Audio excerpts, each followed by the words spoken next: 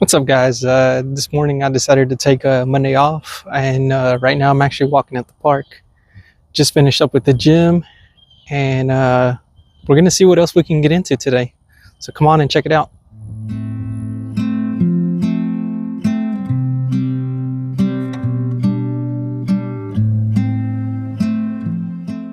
Good morning. Just got out of the gym today, and didn't film too much workouts today. Or actually, I didn't film anything at all today, just because there's a lot of people there, and it's a Monday right now.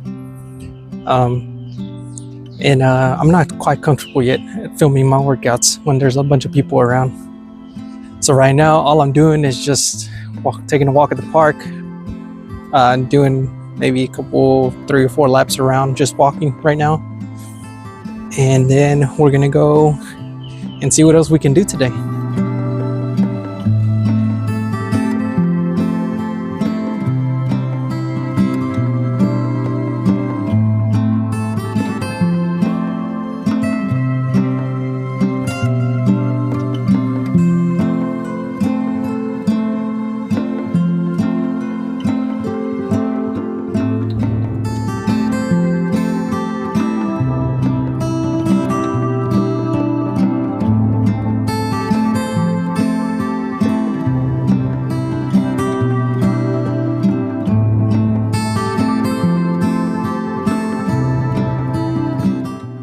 So after the park, I ended up going to Walmart with my grandma to go pick up some things. I don't know if y'all have ever tried these hydration packages before, but I ended up trying one, and I enjoyed the flavor.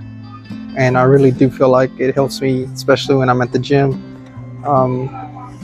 working out. So y'all should check it out and let me know what y'all think. Our next stop ended up being Aldi's.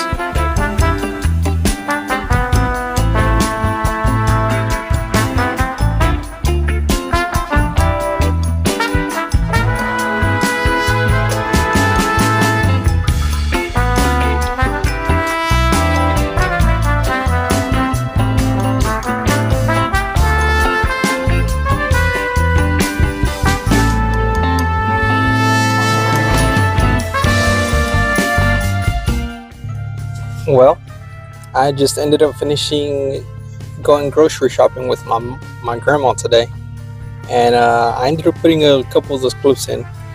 So just to show you the store, Aldi's. I actually think that that's a pretty good store, and for the price that you get for your groceries, I think it's not that bad. The only bad thing about it is that we have to drive like 35 minutes if we're going to Longview, or about 45-ish if we're going to go to the one in Tyler.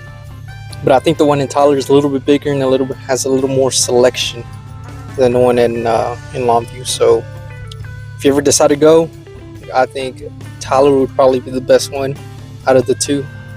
And let me know if y'all decide to go, or if y'all have gone. I'm curious as to how many people actually go to Aldi's compared to like Kroger, Walmart, or other grocery stores like that. So I'm actually about to do a little bit of maintenance on this bike. I need to change the oil and clean the chain and lubricate the chain again. So it's going to be quite a process. I've never done it on this bike. The first time I took it to the dealership to get it done, since I had a free oil change. But since it's really not that hard, I decided to go ahead and buy the oil and change it myself. So let's get to it. So another thing that I wanted to show you was the kit that I bought that comes with the filter, the gasket, and 2 bottles of oil. You're not supposed to use both bottles of oil. I think if I remember correctly, it's 1.4 quarts. But I will double check in the manual and let y'all know.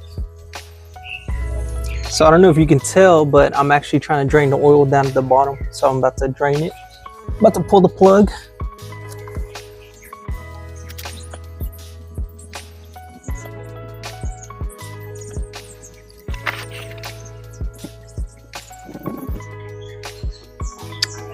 Now that the oil has drained out, I am going to go and put this plug back in.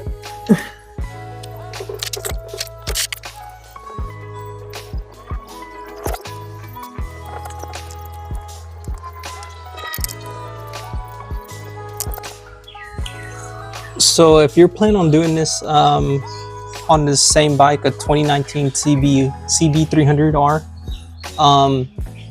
the oil bolt, the drain plug, was actually a 12 millimeter, and then this cap one is going to be an 8.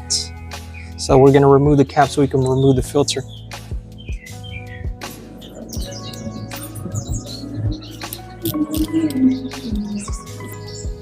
I just want to make a note that these are not torqued too hard, so when I go to put them back on, I have to keep that in mind. For people out there that are, you know, really focused on like torquing the bolts, not too entirely sure what they are, but I can look it up in a manual just for quick reference. So here we are, just taking off the cap right now. Again, these bolts were 8 millimeters.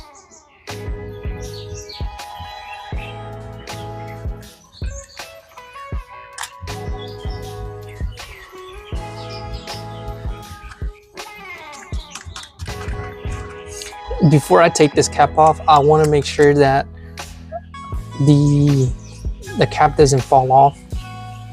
Also, because there is actually a spring that is behind here, so I need to be careful because I don't really know how the filter goes to begin with, so I need to make sure I keep an eye on which way it goes. The filter itself should tell me which way to go, but I just like to reference, or I just actually like to pay attention with how I'm taking things off, as to that way I don't mess up when putting things back together. And apparently this is very important because it affects the oil flow from the oil filter to the engine. So don't put it backwards.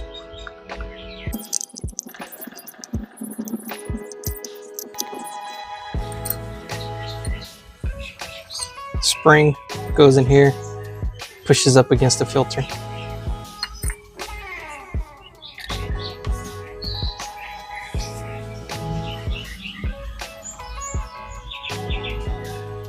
So on the filter itself, it says outside. So keep that in mind that you want to put it on the outside. And the gasket that you can take off, you might need to reference it just in case.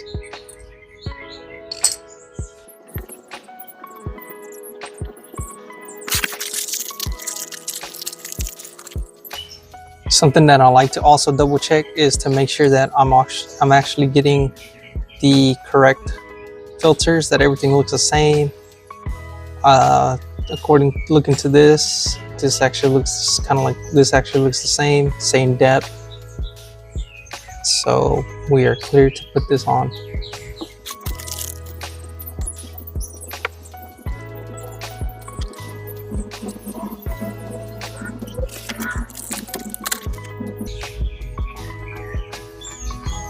I also want to compare that the gaskets fit, they're the same, and they look the same. So I'm gonna put the new one in.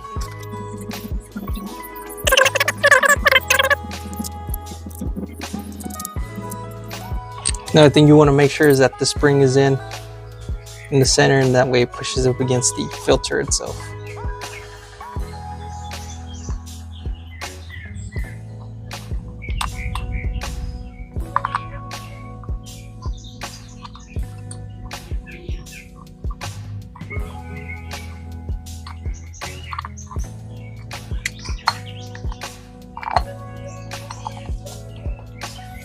And I can tell that the spring is working because I feel some resistance on it.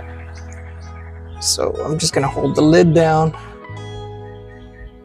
as I'm tying this up on one side.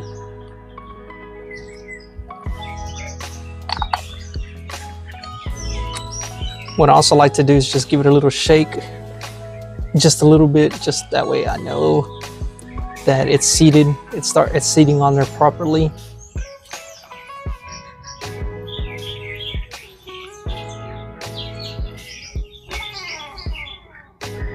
And I like to bolt my stuff in across each other. That way it seats down perfectly, or how it's supposed to.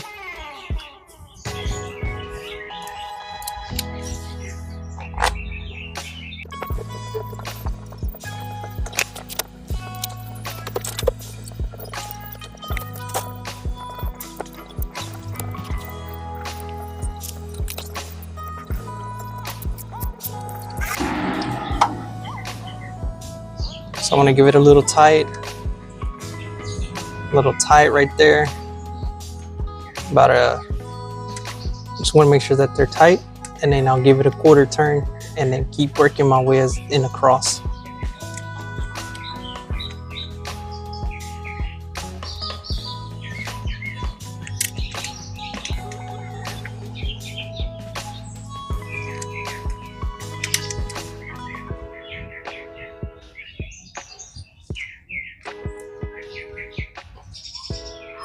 Like I said, I want to make a note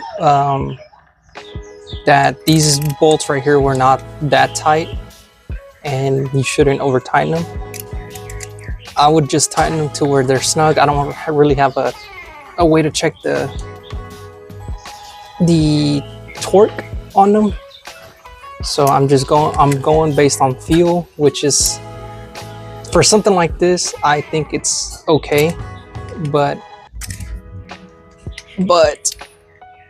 if it was something more delicate, I would actually want a torque wrench or one of those digital torque things that you put on the wrench.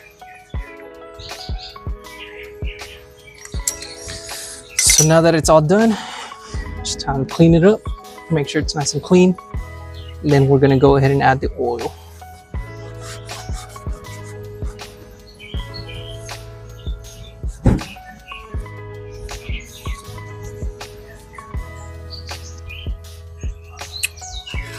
So another thing I want to make a note of, we're going to put the oil in right now. The manual calls for about 1.4 quarts. 1.4 quarts if you're just changing out the oil and won't change out the filter. But if you change out the filter, then you need to add 1.6 quarts in. Each of these bottles is a quart, and they're for motorcycle grade. I got the Honda brand since clearly this bike is a Honda, and my bike calls for 10W30. So the thing is, from what I've read, and I'm not a motorcycle expert or anything like that, but the oil that you put in is actually the oil that lubricates the clutch. So if you don't put in the right oil that the bike calls for, there could be clutch slippage, and it could actually damage your clutch, from what I read and was told. So let's go ahead and put the oil in.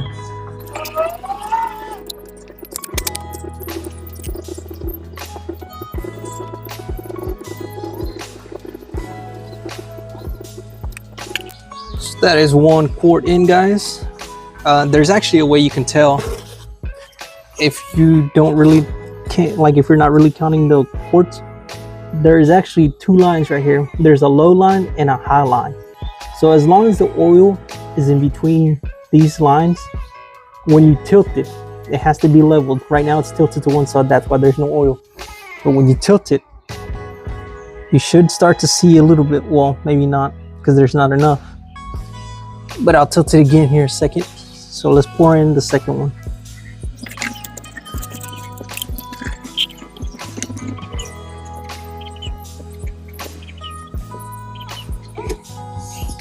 Let's go ahead and tilt it to see where we're at.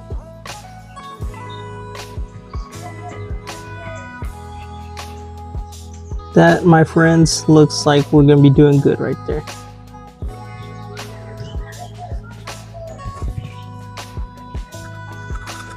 So without ado, let's seal her up. Let's get her going, started. And I think we should be ready to go.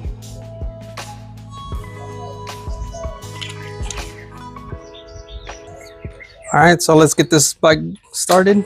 First start with the new oil in the way. Give it a second. Need to put it in neutral. Ready? Let's go.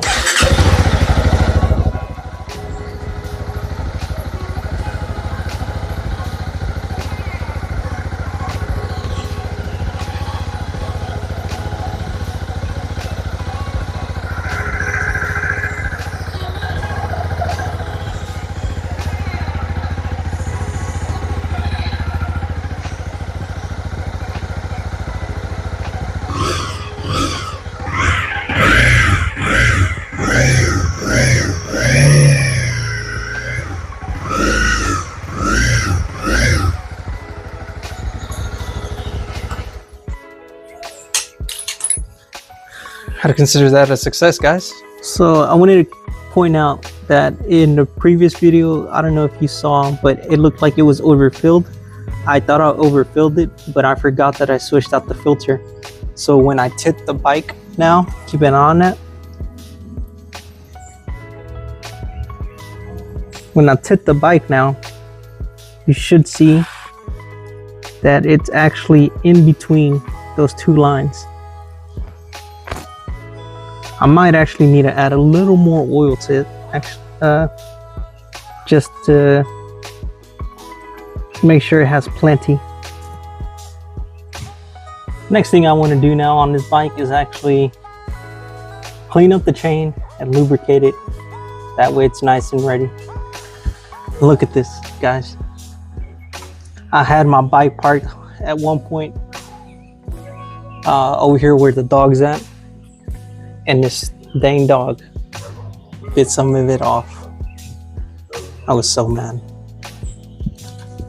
So I'm gonna be using some chain cleaner, and don't make fun of me for this, but I'm actually gonna use an old toothbrush. Actually, this is my toothbrush, and it's actually pretty new. But I ended up buying a pack of like 5 of them, so this toothbrush is gonna help me clean the chain. So don't make fun of me for not actually having the right tools, because I kept procrastinating, okay? So I'm not the best at cleaning chains or doing maintenance and stuff like that. By no means am I an expert, so take my advice with a grain of salt, or take my video with a grain of salt. But the next thing I'm gonna do is I'm gonna lube up my chain, and that way it lasts a while and it doesn't wear as much. So I cleaned the chain as best I could with what I had. I mean, I had to keep moving it and stop and clean it, and using the toothbrush. But I think I cleaned it as much as I could, and so then now I'm just gonna lube it up.